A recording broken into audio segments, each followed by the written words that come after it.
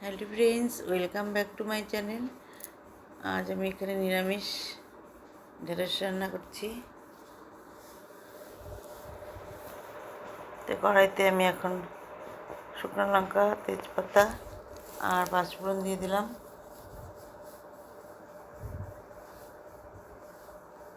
এখানে টমেটো দিয়ে দিলাম, তোমরা আরও বেশি টমেটো দিতে পারো।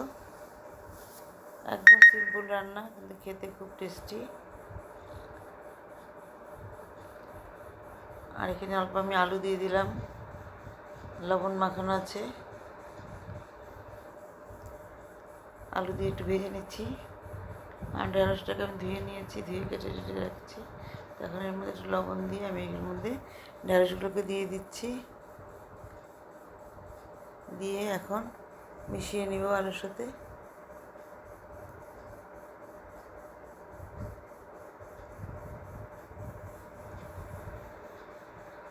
এইভাবে ঢেঁড়সগুলোকে মিশিয়ে নিয়ে এখন আমি এটাকে একটু ঢেকে দিব।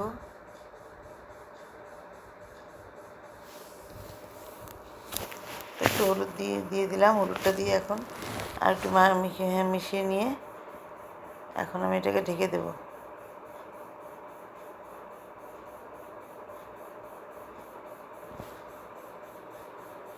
আর এখানে আমি একটু কাঁচা লঙ্কা বাটা দিয়ে দিলাম, আর একটু বাটিটা ধুয়ে একটু জল দিয়ে দিলাম।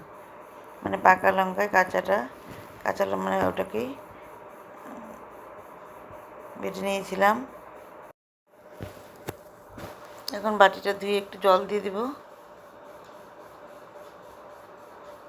ঢেকে দিয়েছি।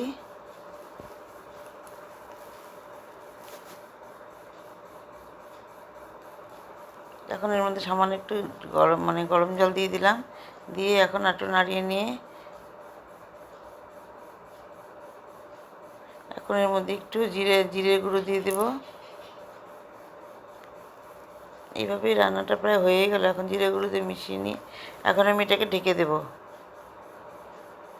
তো জলটা একটু শুকনো শুকনো হলে তারপর নামিয়ে নেব। আর ঢেঁড়স তো তাড়াতাড়ি সিদ্ধ হয়ে যাবে। এখন আমি দেখো ঢেকে দিয়েছিলাম, এখন ঢাকনাটাকে নামিয়ে নিচ্ছি। আর সামান্য একটু এখানে চিনি দিয়ে দিলাম। দিয়ে এখন আমি এটাকে জলটাকে শুকিয়ে নিয়ে তারপর নামিয়ে নেব। আর একটু শুকিয়ে নেব। তো এইভাবে আমার ঢেঁড়স চচ্চড়িটা হয়ে গেল। একদম সিম্পল, কিন্তু খুব ভালো লাগে খেতে। তো নমস্কার।